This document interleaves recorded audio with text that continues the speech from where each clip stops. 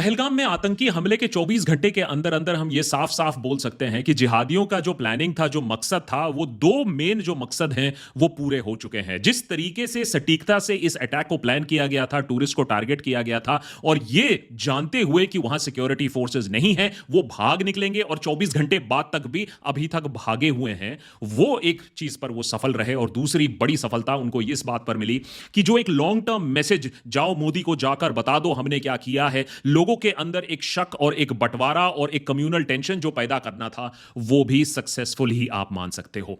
देशभक्त में के पहले एपिसोड में हम ऑलरेडी आपको बता चुके हैं कि इस हमले को कैसे अंजाम दिया गया, कैसे प्लानिंग की गई और इमीडिएट आफ्टरमाथ क्या हुआ। लेकिन अब 24 घंटे के बाद इस बात पर भी सवाल उठाना जरूरी हो चुका है कि इस हमले का जिम्मेदार कौन है, इसके लिए जिम्मेदारी कौन लेगा, इसमें सिक्योरिटी लैप्सेस कौन होगी, उसकी जिम्मेदारी कौन लेगा, और इंडिया इस सब के बीच में क्या कर सकता है। लेकिन उससे पहले जो शक का माहौल और कम्युनल माहौल जो पैदा हो चुका है पिछले 24 घंटों के अंदर, उसे भी एड्रेस करना जरूरी है। क्या ये एक कम्युनल अटैक था? बिल्कुल था। जिस तरीके से नाम पूछकर, कपड़े उतारकर हिंदुओं को मारा गया है, इस पर कोई शक और डिबेट की बात नहीं है कि एक कम्युनल अटैक ये था, इसको इसी तरीके की अंजाम देने की कोशिश की गई थी। लेकिन दूसरी तरफ यह भी सच है कि अगर आप रिपोर्ट्स देखें जो आ रही हैं वैली से, सैयद अली हुसैन शाह पूनीवाला, एकलौता इंसान, ना कोई टूरिस्ट ना और कोई सिक्योरिटी फोर्सेस तो थी नहीं, एक पोनी वाला ने कम से कम कोशिश की थी आतंकियों के साथ लड़ने की और राइफल छीनने की, जिसके वजह से उसे मार दिया जाता है। तो हम लोग जैसे इसको एक ब्लैक एंड व्हाइट करने की कोशिश करते हैं, अस वर्सेस देम करने की कोशिश करते हैं। कश्मीर में कभी भी कुछ ब्लैक एंड व्हाइट नहीं रहता है, बहुत शेड्स ऑफ ग्रे रहते हैं। जहां पाकिस्तानी टेररिस्ट और जिहादी और उनके मास्टरमाइंड्स चाहते हैं कि इसको हिंदू मुस्लिम इशू बनाकर देश को और लहूलुहान किया जाए, वहीं हम देख रहे हैं जिस तरीके से लोगों का उमाड़ आया है, लोगों में उबाल है, गुस्सा है इस चीज को लेकर, क्योंकि उन्हें भी मालूम है कि सबसे ज्यादा हानि किसको पहुंचने वाली है, मुसलमानों को पहुंचने वाली है। सबसे ज्यादा लॉस किसका होने वाला है कश्मीर वैली में, वो भी मुसलमानों का ही होने वाला है। अगर टूरिस्ट वहां से निकल जाते हैं, 7-7.5 करोड़ के लॉस की हम बात कर रहे हैं। इसीलिए देशभक्त के एपिसोड में मैं कहूंगा कि वो लोग जो इसको सिर्फ हिंदू मुसलमान बनाने की कोशिश कर रहे हैं और इंडिया पाकिस्तान नहीं देख रहे हैं, जो लॉन्ग टर्म गेम नहीं समझ रहे हैं, वो सबसे बड़े ट्रेटर्स हैं, वो सबसे बड़े गद्दार हैं। क्योंकि हमने पिछले 24 घंटे में यह देखा और खूब देखा कि किस तरीके से सरकार का बचाव करने के लिए तांडव किया जा रहा है। कोई सुप्रीम कोर्ट को ब्लेम कर रहा है, कोई सेक्युलरिस्ट को ब्लेम कर रहा है, कोई एक्टर को ब्लेम कर रहा है, कोई क्रिकेटर को ब्लेम कर रहा है। लेकिन यह सवाल बहुत कम लोग उठा रहे हैं कि इतना बड़ा आतंकी हमला, और वो भी पाकिस्तान इंडिया बॉर्डर के इतने दूर हो कैसे गया, और इतनी सफलता से वो लोग भाग कैसे गए। और दूसरा बड़ा सवाल जो आज हम देशभक्त पर पूछना चाहेंगे कि अब जब इतना बड़ा अटैक हो गया है, इसकी जिम्मेदारी कौन लेगा, मॉरल रिस्पांसिबिलिटी कौन लेगा, सिक्योरिटी लैप्सेस कौन देखेगा, और पाकिस्तान के साथ अब क्या बड़ा सलूक किया जाए जिससे पाकिस्तान थर थर कांपे और 10, 15, 20 हजार बार सोचे ऐसे अटैक करने से पहले। अब आप इससे सबसे पहले बोलोगे कि इतनी कॉन्फिडेंटली हम पाकिस्तान की बात कैसे कर सकते हैं, कि इसके पीछे पाकिस्तान कैसे है। सबसे पहले वो आंसर कर देते हैं, फिर हम जाते हैं रिस्पांसिबिलिटी लेने की बात। सबसे पहले सुन लेते हैं कि पाकिस्तान की एस्टैब्लिशमेंट क्या कह रही है। हाल जैसे भी हो, बदतर हो या बद से बदतर हो पाकिस्तान के, लेकिन कश्मीर का सपना कोई नहीं छोड़ना चाहता है। हो सकता है डिस्ट्रैक्शन हो सकता है कि एक ख्याली पुलाव देकर लोगों को भी खुश रखा जाए कि आपकी हालत जितनी खराब हो ठीक है, लेकिन एक दिन हमें पाकिस्तान को, हमें कश्मीर मिल जाएगा। जनरल मुनीर की बात सुन लीजिए और समझ लीजिए कि पिछले ही हफ्ते जनरल मुनीर ने, पाकिस्तान आर्मी चीफ ने क्या कहा और मंसूबे क्या हैं पाकिस्तान आर्मी के। Our stance on Kashmir is absolutely clear. It was our jugular vein. It is our jugular vein. We will not forget it, and we will not leave our Kashmiri brethren in their heroic struggle, what they are waging against the Indian occupation. अगर general Munir की आवाज आपको थोड़ी लड़खड़ाती हुई समझ में आ नहीं रही है कि एग्जैक्टली वो बोलने की क्या कोशिश कर रहे हैं, तो मैंने एडिटर को बोला कि एडिटर ये जरा वीडियो फुटेज जो है इसको थोड़ा क्लियर करके दिखो कि इसमें कोई प्रॉब्लम तो नहीं है ऑडियो और वीडियो में। तो एडिटर ने इस वीडियो को क्लियर किया और उसके बाद जो नतीजा आया वो ये है। Our stance on Kashmir is absolutely clear. Not leave our Kashmiri brethren in their heroic struggle, what they are waging against the Indian occupation. General Munir उसी अंकल की तरह लगते हैं जो 5 पैग लगाकर फिर बोलते हैं कि हम दुनिया को कॉन्कर कर लेंगे। अरे जनरल मुनीर ठीक है, कश्मीर की बात कर लेंगे कभी 100-200 साल में, पहले अपना जीडीपी तो देख लो, 2.5% पर लुट के पड़े हो, आईएमएफ बेल आउट पर चल रहे हो, भिखारी का कटोरा लेकर काम कर रहे हो। आईएमएफ अगर हट जाए तो तुम्हारा देश कल कोलैप्स कर जाएगा। लोगों की आमदनी, लॉ एंड ऑर्डर सिचुएशन, अरे कुछ तो ठीक कर लो। आप इस्लामिक फंडामेंटलिज्म में डूबे जा रहे हो और कश्मीर के सपने दिखाए जा रहे हो। कम से कम थोड़ा सा हाल ठीक कर लो, फिर बोलने लायक हो। अभी आप दारू वारू पीजिए ठीक है, लेकिन द प्रॉब्लम है कि लोगों को आप ये सब बोलते हो और हम छोड़ेंगे नहीं और हम अपने भाइयों को कश्मीर में सपोर्ट करेंगे, लेकिन जब टेरर अटैक हो जाता है तब फिर आप हाय हाय हाय हाय दैया करके रोने लगते हो, कहते हो कि हमारा इसमें कोई रोल नहीं है। 26/11 कसब आपके देश से आया है, रिकॉर्डेड है, आपकी मीडिया ने कवर किया, बोला कहा हमें नहीं मालूम है, पुलवामा आपको नहीं मालूम है, उरी आपको नहीं मालूम है, दाऊद आपके यहां नहीं था, नहीं वो बिन लादेन भी आपके यहां नहीं होगा, वो भी डिनाई कर दो। My question to even Pakistanis is कि भाई खुद देख लो आपकी सरकार क्या कर रही है। दुनिया का सबसे वांटेड टेररिस्ट आपके देश से निकला है, तो ये डिनायल मोड पे रह के कोई काम नहीं। और बलूचिस्तान 10 बार बोल लो, मैं तो कहूंगा कि अगर भारत बलूचिस्तान में इन्वॉल्व है तो हो ही नहीं सकता, क्योंकि इससे बहुत अच्छा काम हो चुका होता, बलूचिस्तान का खेल खत्म हो चुका होता। तो वो ख्याली पुलाव पकाना है तो पका लीजिए, लेकिन कहीं ना कहीं रियलिटी में भी जीने की जरूरत है। दूसरा एक बहुत ही लॉजिकल रीजन है, अगर किसी ने भी अगर फौज देखा हो, अगर स्ट्रैटेजी समझा हो, तो वो ये जानता है कि ऐसे सोफिस्टिकेटेड अटैक्स, आप बोलोगे 26/11 अपने आप आदमी के पास जीपीएस सेट्स आ गए, वो समुंदर के थ्रू मुंबई आ गया, या फिर कोई ऐसे ही 300 kgs RDX लाकर पुलवामा कर देगा, या फिर उरी में आतंकी हमला, इस सब के पीछे बहुत हाई एंड सपोर्ट चाहिए होता है, कम्युनिकेशन सिस्टम्स चाहिए होते हैं, ट्रेनिंग चाहिए होता है, ऐसे ही अटैक्स नहीं हो जाते। और हाँ, बात सही है कि हाइब्रिड टेररिस्ट भी हैं, लोकल टेररिस्ट भी जन्मे हैं, लेकिन उनको पकड़ना इतना मुश्किल नहीं होता है। 24 घंटे हो गए, ये बंदे कहां से गायब हो गए, तो सोचिए कितनी सटीक तरीके से प्लानिंग हुई और एग्जीक्यूशन के बाद निकलने के रास्ते भी तय थे। तो क्लियरली इसके पीछे बहुत बड़ा एक मास्टरमाइंड है, हाथ है, सपोर्ट स्ट्रक्चर एंड सिस्टम है। एंड फाइनली तीसरा पॉइंट बहुत ही कॉमन सेंसिकल पॉइंट है, जो कश्मीर की इकोनॉमी को समझता है। कश्मीर, अगर आप 25 साल का भी हिस्ट्री खंगाल के देख लोगे तो सिटीजन्स पर हमला नहीं होता है इतना ज्यादा, टूरिस्ट पर तो हमला नहीं होता है। सोचिए 25 साल में वर्स्ट अटैक ऑन सिटीजन्स है, जहां 28 लोग मारे गए हैं।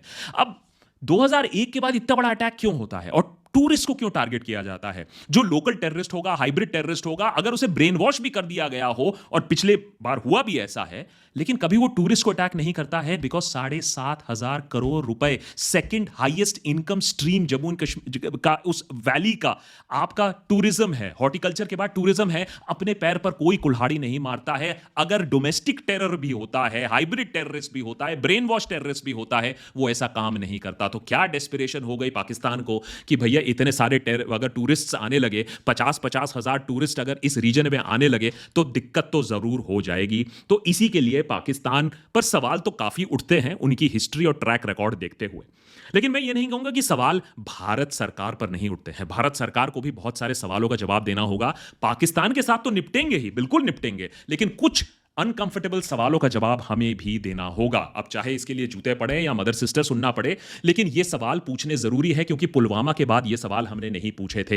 पुलवामा के बाद सर्जिकल स्ट्राइक तो जरूर हो गया, लेकिन पुलवामा में 300 किलोग्राम RDX कैसे पहुंचा? पुलवामा की इंटरनल इंफॉर्मेशन कहां से निकली? पुलवामा की मॉरल रिस्पॉन्सिबिलिटी किसने ली? उन सब सवालों के जवाब आज तक हमारे पास है नहीं, जिसकी वजह से आज हम देख रहे हैं पहलगाम में क्या हुआ। कुछ सवाल हैं, अगर अनकंफर्टेबल लगे तो माफ कीजिएगा, लेकिन सबसे पहला सवाल मैं पूछना चाहूंगा कि 2000 लोग यहां जो हैं, उसके लिए आपके पास कोई सिक्योरिटी अपैरेटस क्यों नहीं थी? इतनी बड़ी इंटेलिजेंस फेलियर आपके पास कैसे हो गई कि आप बोल रहे हो कि टूरिस्ट सीजन शुरू हो रहा है, हजारों लाखों की संख्या में लोग आ रहे हैं, और आपके पास एक भी इंफॉर्मेशन नहीं पहुंची कि इतना बड़ा एक अटैक प्लान हो रहा है? उसके बाद लॉजिस्टिकल अपैरेटस देखिए कि कितनी देर हो गई आपको वहां तक पहुंचने के लिए, कितनी सटीकता से टेररिस्ट ने सोचा कि यहां तक तो कोई पहुंच ही नहीं पाएगा। तो आपके वहां तक पहुंचने में, हेलीकॉप्टर डिप्लॉय करने में कितने लोगों की और मौत हुई, इसका जवाब भी जरूरी है। रिस्पॉन्सिबिलिटी कौन लेगा? अटैक तो हुआ है, चलिए मान लिया आपने बहुत सारी गाली गलौज सुना दी, हिंदुओं को टारगेट किया गया है, उस पर भी कोई शक नहीं, हमने पहले ही बता दिया, कलमा भी पढ़ने को बोला, कपड़े भी उतारे गए, आईडी कार्ड भी देखे गए, मान लिया that there is a religious angle to it. लेकिन रिलीजियस एंगल के बाद भी सवाल तब भी उठता है, ये अटैक कैसे हो पाया, इसकी मॉरल रिस्पॉन्सिबिलिटी कौन लेगा? हमारे सिस्टम में रिस्पॉन्सिबिलिटी लेने की आदत क्यों नहीं है, चाहे वो ट्रेन एक्सीडेंट्स हो या वो टेरर अटैक हो? क्या इसके लिए भी हम फिर नेहरू या बाबर या औरंगजेब या ब्रिटिशर्स को ब्लेम करेंगे, या बोलेंगे हां किसी की तो रिस्पॉन्सिबिलिटी यहां बनती है कि इतना बोलने के बाद, और आपने बोला है ये बात, रिकॉर्ड पर बोला है कि हमने काबू पा लिया है टेरर सिचुएशन पर, सिचुएशन नॉर्मल हो गई है, टूरिस्ट बेखौफ यहां जा सकते हैं, तो फिर इसके लिए रिस्पॉन्सिबिलिटी कौन लेगा? ये एक अनकंफर्टेबल सवाल है, लेकिन इसका जवाब हमें जरूर चाहिए।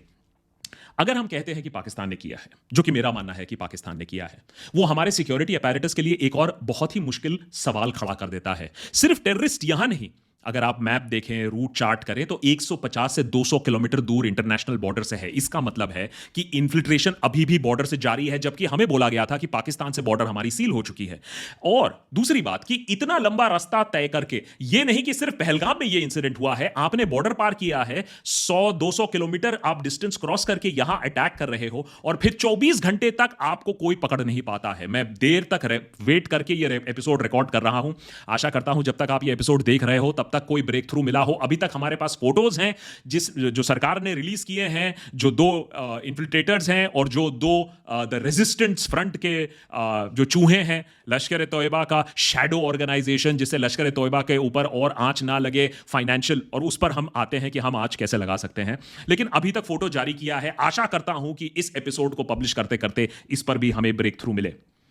लेकिन यह हेडलाइन देखिए, यह भी भारत है, और यह भी जवाबदेही का एक स्टांस था। जब 26/11 हुआ था 2008 में, उसके 2-3 दिन के अंदर अंदर, 26/11 के सेम हफ्ते के अंदर अंदर Shivraj Patil home minister resign कर देते हैं, MK नारायणन NSA से रिजाइन कर देते हैं। सो कहीं ना कहीं एक जवाबदेही थी। मैं ये नहीं बोल रहा हूं कि ये 26/11 है, मैं कंपेयर भी नहीं कर रहा हूं, मैं ये भी नहीं बोल रहा हूं कि किसी को रिजाइन देना है, अभी देना है, जरूरी है, लेकिन कहीं ना कहीं रिस्पॉन्सिबिलिटी तो बनती है। अच्छा चलिए, रिस्पॉन्सिबिलिटी नहीं बनती है, कहीं ना कहीं हम सवाल पूछ सकते हैं या सवाल भी नहीं पूछ सकते। इस अटैक को लेकर मेरे पास कुछ सवाल हैं, अगर बुरा ना माने तो मैं पूछना चाहूंगा। 2000 लोग और सिक्योरिटी फोर्स 0, ये जानबूझ के किया गया था, इंटरनल हेल्प के साथ किया गया था, या इतनी बड़ी ब्लंडर है, इसकी रिस्पॉन्सिबिलिटी किसी ना किसी को तो लेनी पड़ेगी?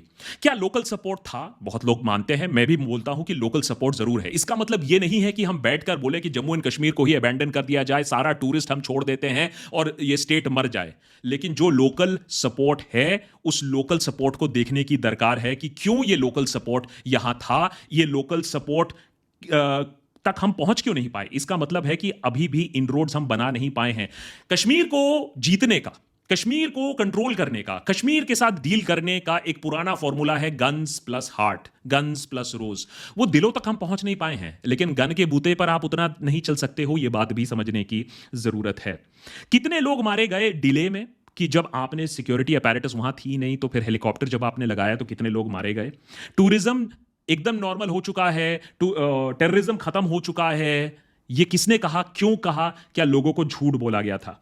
जीडी बख्शी एक डिबेट में एक सही चीज बोलते हैं कि किस तरीके से हमारी रिक्रूटमेंट कोविड के बाद कम हुई है और उसी का खामियाजा यहां भुगतना पड़ा है। क्या यह सच है कि किसी वजह से हमने रिक्रूटमेंट कम होने के वजह से अग्निवीर स्कीम के चलते ये हमें तो भुगतना नहीं पड़ा?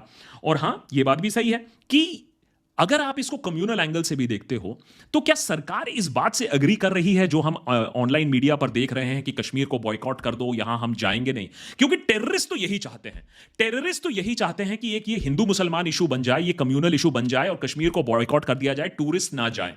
तो जो सोशल मीडिया पर ये चल रहा है, ये जो पागलपंती चल रही है सोशल मीडिया में, टूरिस्ट को रोको, वो तो टेररिस्ट के लिए सबसे बढ़िया चीज है, वही तो वो सुनना चाहते हैं। क्या सरकार भी यही चाहती है, या सरकार इसे इस्तेमाल कर रही है इसीलिए क्योंकि मेरे ऊपर सवाल नहीं आ रहा है, सरकार के ऊपर सवाल नहीं आ रहा है, चलो लोग, तुम लोग आपस में लड़ते रहो? ये सोचने वाली और समझने वाली बात है।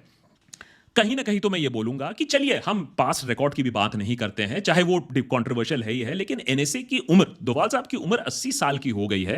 Time for some fresh blood. आप एक रोल पे आ जाइए, आप एक मेंटोर के रोल पर आ जाइए, लेकिन ऑब्वियसली हमें और प्रोएक्टिव लोग चाहिए ऑन द ग्राउंड। चलिए, ये तो बात हो गई कुछ सवाल के। आई होप दैट ये सवाल हम पूछें, लेकिन पाकिस्तान की जवाबदेही कहां चली जाएगी? कहीं ना कहीं तो हमें यह भी बताना होगा कि बॉस ये तो ना चल पाएगा। और अगर आप अभी भी उसी सुर पर अटके हो कि नहीं, इसमें पाकिस्तान का कुछ नहीं करना धरना है, तो आपको कोई बचा नहीं सकता है।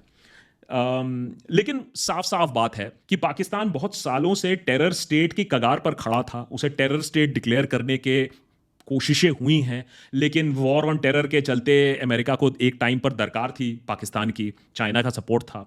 क्या अमेरिका आज पाकिस्तान को सपोर्ट करेगा? शायद नहीं। डोनाल्ड ट्रंप तो क्लियरली ये बात बोल चुके हैं कि वो इंडिया के साथ खड़े हुए हैं। क्या हम चाइना को ओवरकम करके फिर से पाकिस्तान को टेरर स्टेट डिक्लेयर करा सकते हैं? क्योंकि याद रखिए, उसामा बिन लादेन तो सिर्फ एक ही एग्जाम्पल है। दुनिया भर के सारे टेररिस्ट तो वहीं पड़े हुए हैं। रिटायरमेंट होम बना दिया है टेररिस्टों ने अपना वहां। मसूद अजहर, जैश ए मोहम्मद के वहीं पड़े हुए हैं। ISI के पालतू 2019 पुलवामा, 2001 पार्लियामेंट अटैक, कुख्यात टेररिस्ट आराम से घूमते फिरते हैं। हाल ही में स्पीच भी देते हुए नजर आए। इनको क्यों छोड़ा जाए? इनको डिमांड किया जाए कि जैसे तहव्वुर राना को अमेरिका से हमने डिपोर्ट कराया, वैसे पाकिस्तान भी हमें ये भेजे। हाफिज सईद, जिनका ये नाजायज औलाद अभी है, ये है द रेजिस्टेंस फ्रंट, इनको क्यों छोड़ के रखें? 26/11 अटैक प्लान करके वहां बैठे हुए हैं। इनको भी बोला जाए कि बॉस ये या तो दिखेंगे, या तो हम एरियल स्ट्राइक करेंगे इनके ऊपर, या तो इनको हैंड ओवर कर दो। सिविलियन मौतें होंगी तो होंगी, क्योंकि एक बात समझने की दरकार है कि ये एक मिलिट्री स्ट्राइक या मिलिट्री इंस्टॉलेशन के ऊपर स्ट्राइक नहीं था, सिविलियंस के ऊपर डायरेक्टेड टारगेटेड स्ट्राइक था। ये पूरा डायनामिक्स चेंज कर सकता है कि भारत अब क्या कर सकता है, क्या नहीं कर सकता है। कोलैटरल डैमेज हो सकता है या कोलैटरल डैमेज नहीं हो सकता है। सप्लाई लाइंस आप हिट कर सकते हो, जो चीजें पाकिस्तान में आ रही हैं या जा रही हैं।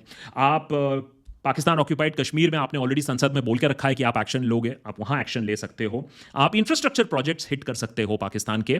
और मोस्ट इंपॉर्टेंटली, जिस चीज पर मैं हमेशा फोकस करता हूं, 2018 से लेकर 2022 तक फाइनेंशियल एक्शन टास्क फोर्स ने पाकिस्तान को ग्रे लिस्ट में डालकर रखा था। पाकिस्तान को फिर से ग्रे लिस्ट में डालते हैं, उनकी फॉरेन फंडिंग रुकवा देते हैं, IMF से फंडिंग रुकवा देते हैं, खुद ही फिर कटोरा लेकर रास्ते पर आ जाएंगे। और अगर मैं ये शब्द इस्तेमाल कर रहा हूं, मैं ये शब्द पाकिस्तान सरकार के लिए इस्तेमाल कर रहा हूं। पाकिस्तान के लोग भी परेशान आ चुके हैं जिस तरीके से डीप स्टेट काम करता है, जिस तरीके से एक्स्ट्रा जुडिशियल, एक्स्ट्रा कॉन्स्टिट्यूशनल तरीके से पाकिस्तान आर्मी, ISI और उनके जो पिट्ठू हैं वो काम करते हैं। इसको चेंज करने का वक्त अब आ चुका है। एंड में बस मैं यही बोलूंगा कि टाइम आ चुका है कि सरकार, और मैं मानता हूं सरकार कैपेबल है, लेकिन मैं मानता हूं कि सरकार अपनी कैपेबिलिटी और कहीं दिखा रही है। अगर गृह मंत्री गृह के बारे में देखें और पॉलिटिक्स के बारे में थोड़ा कम देखें, तो हमारा होम डिपार्टमेंट बिल्कुल सेफ हो सकता है, हमारा देश सेफ रह सकता है। अगर सरकार की एजेंसीज दूसरे को धमकाएं, देश से बाहर के एजेंट्स को धमकाए, ना कि वॉइसेस ऑफ ऑपोजिशन को धमकाए, तो बहुत ज्यादा भला हो सकता है देश का। प्रॉब्लम यह हो गया है कि हमारा जो फोकस है वो पॉलिटिक्स में और लोगों को दबाने में बहुत ज्यादा निकल गया है, जबकि जो टेररिस्ट्स हैं, जिस तरीके से वो प्लानिंग करते हैं, जिस आराम तरीके से उन्होंने अटैक करके भागे हैं, उससे क्लियरली दिखा दिया है कि एक शिफ्ट की, एक फोकस शिफ्ट की जरूर दरकार है। सवाल उठें, सवाल उठने भी चाहिए और एक्शन हमें लेना चाहिए, उसमें भी कोई डाउट नहीं, लेकिन जो हमारी गलतियां हैं उसे भी देखना जरूरी है। एंड में बस ये कहूंगा कि अगर आप सच्ची में देशभक्त हो तो पाकिस्तान का ये गेम समझो, ये भी समझो कि सबसे ज्यादा हर्ट कौन हो रहा है, सबसे ज्यादा मरे कौन है पिछले इतने सालों में, और वो समझो कि पाकिस्तान हमें कैसे डिवाइड करने की और ब्लीड बाय 1000 कट्स करने की कोशिश कर रहा है। अगर पाकिस्तान के गेम को आप सपोर्ट करते हो तो और करो बंटवारा, अगर पाकिस्तान के गेम को आप समझते हो तो ये डिमांड करो कि एक्शन हो, और ऐसा एक्शन हो कि पाकिस्तान फिर सोचता ही रहे कि ये हमने क्या कर डाला।